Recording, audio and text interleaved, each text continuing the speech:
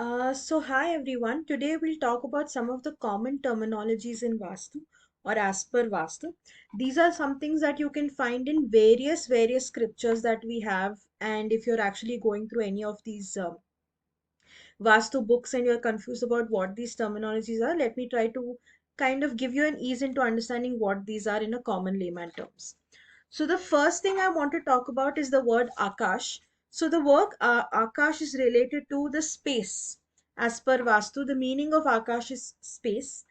And when we talk about Ākāsh, this is particularly related to in one of the Pancha Tattva, the five elements of nature. Then I want to talk about the word Abhayas.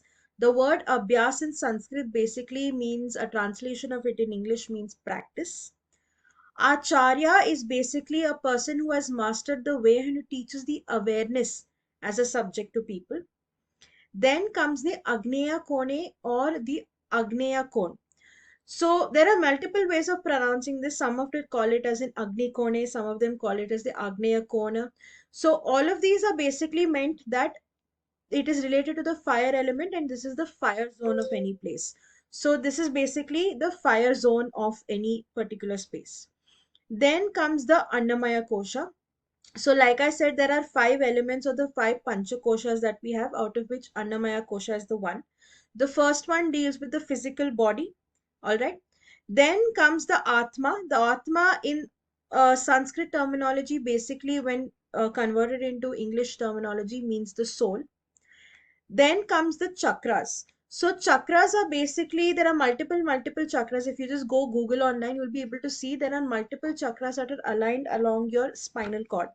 So these are basically energy vortices. There are multiple chakras. There's the sacral chakra, the root chakra, heart chakra. There are multiple chakras that are aligned. So you guys can Google more if you want any more information regarding these. I'm just telling you what these are in a general format. Next, I want to talk about the Daridrya. The word Daridrya refers to the word in a common terminology, Daridra, which basically means poverty. Then we'll talk about Dup. Dup is seen in many scriptures because they talk about how to worship lords if placed in any of the zones. So Dup basically means incense when converted into English language. Next, you would see the word Dwarapal. Dwarapal or Dwalapalaka. So basically, Dwara means door, Palaka is the one who guards the door. So the person who guards the door or the doorkeeper is known as the Dwara Palaka. Then comes the word Garbhagriha. The word Garbhagriha is nothing else than the sanctum sanctorium. And when I mean this, most of the times you would have heard in temple architecture, especially Vastu wise, that the place where the idol is kept or the wall that is enclosed with is where it is called as the sanctum sanctorium or the Garbhagriha of the temple. Okay, so basically the word Garbhagriha is from Sanskrit, and the whole understanding of Garbhagriha is Garbha basically means the womb, while Griha means the house. So the place or the womb which basically, the god resides is what we call as the Garbhagriha. Then let us come into understanding the word Gurukul. Gurukul is basically a conversion from Sanskrit. In English terminology, we generally try to mention it as any space that is used to teach their disciples is known as a Gurukul. Okay. And that is why if you see in some of the modern terminologies, if you have seen naming of certain schools, they use the word Gurukul in their name. So it is basically a school where knowledge is imparted to the disciples. The next thing I want to talk about is the Ishana Kona. So Ishana Kona is basically nothing else than a northeast zone of your house or your plot or whatever space that you're talking about. Next, we'll talk about the Jal. Jal is basically a Hindi Sanskrit translation, and when you translate it into English, it basically means water. The next word I want to talk about is the word Jagat. Jagat basically means the samsara or the literal word in general, world in general. Okay. Next, I want to talk about koshas. Now, like I said, we just talked about the pancha koshas in the previous video of ours. The pancha koshas, there are five. So, kosha is nothing else than a layer or a sheet. Okay, and when we talked about the pancha kosha, it basically means five layers or five sheets of existence. Next, I want to talk about the word kundalini. So, kundalini is basically a dormant energy, and every single human being harvests this energy. So this energy can be harvested or can be come into conscious by a person either by yogic or tantric methods, or sometimes when a person goes through extreme stress, this person tends to awaken by himself to understand these. So this is known as the Kundalini awakening as well. Next, let us talk about the Manomaya Kosha. The Manomaya Kosha is again a part of the Pancha Koshas, one of the Pancha Koshas that we have, and this completely deals with the mental body, the mind, and it basically talks about the mental or the psychological or the mindfulness of the energy that we liberate. So that is about the Manomaya Kosha. Then we talk about the Pancha Tattva.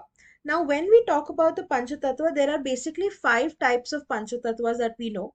The five, basically the word Pancha Tattva, when you talk about it means, when you split it, Pancha means five and Tattva means the elements and how they actually interact with each other to make the overall happen actually, the being actually be into existence.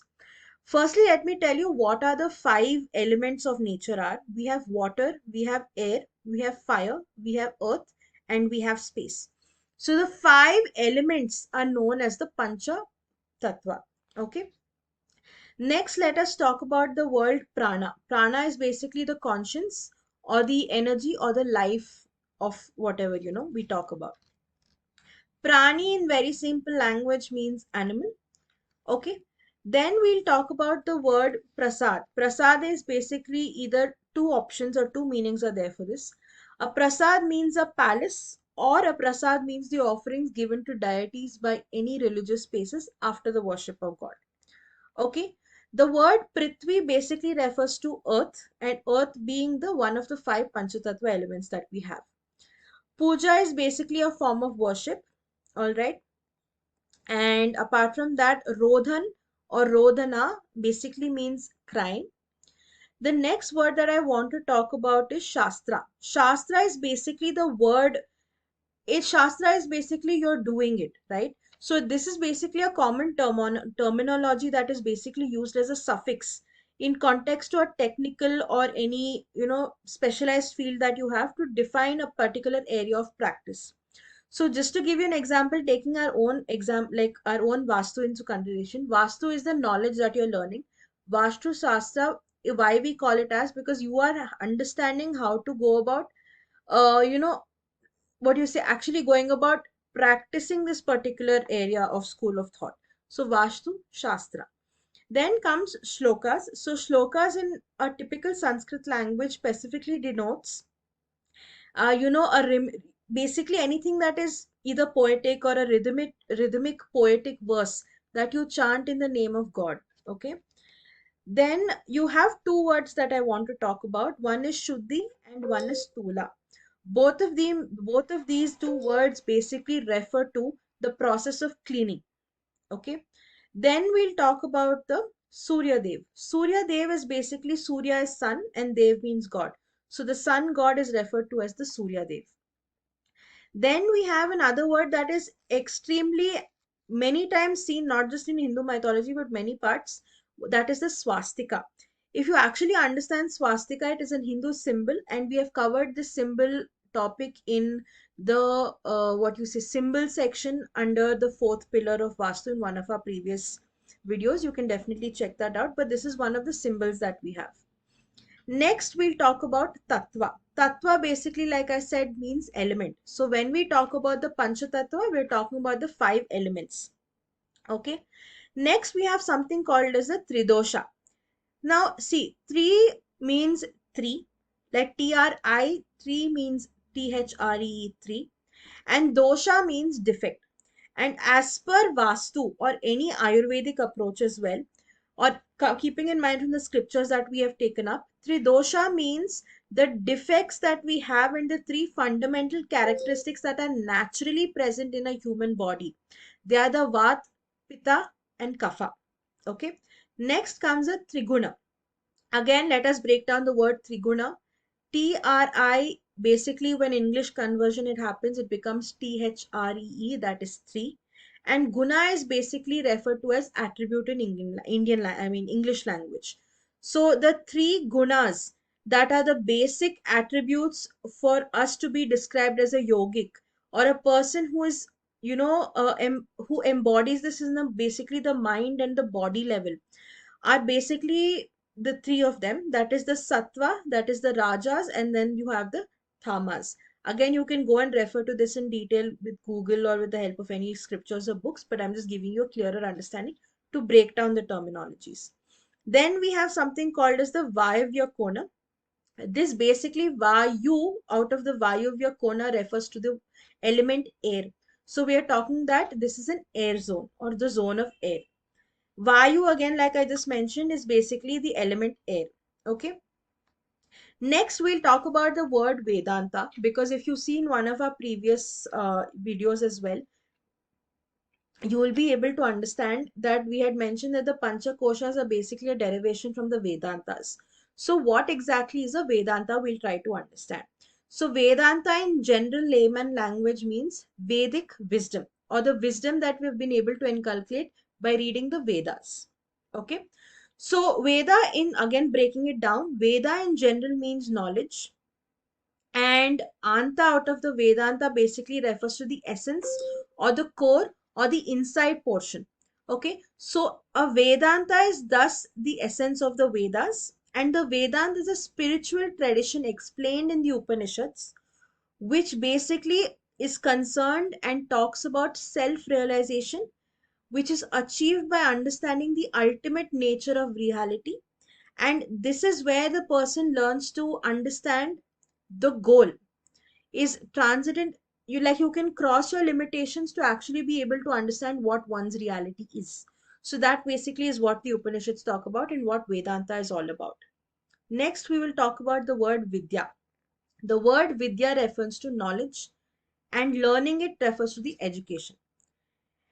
Then we have something known as the Vijnanamaya Kosha, which is one of the koshas that we covered again in the Pancha Koshas. This completely relates to the intellect part of the entire, what you say, the koshas, the intuitive, the intellectual part. And Vishwakarma Prakash. Now, I'm sure if you guys have read in many blogs, many magazines, many books, they talk about the word Vishwa Prakash. What is this Vishwa Prakash? And even if you further see our videos, you'll be able to understand that we'll be using the terminology of Karma Prakash very often. And the meaning of Karma Prakash is basically, this is an ancient book that contains the tenets of Vastu Shastra. Okay, especially the one that we are following, the Mahavastu school of thought. Then let's try to understand the word Yaksharaj Kuber. Now, Yaksharaj is a very broad category or a community, I can say, which are basically related to as natural spirits. Okay, and these community are basically told to be the, what you say, guardians of the overall universe's wealth and abundance, or treasures, I can say.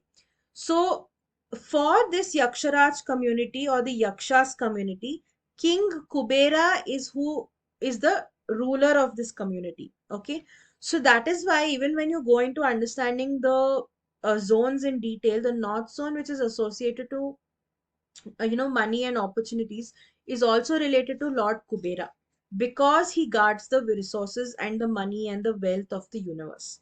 So yeah, that is about it. Next, you have something called as yantras. Now, yantras is predominantly used when they're describing about, Vastu remedies sometimes.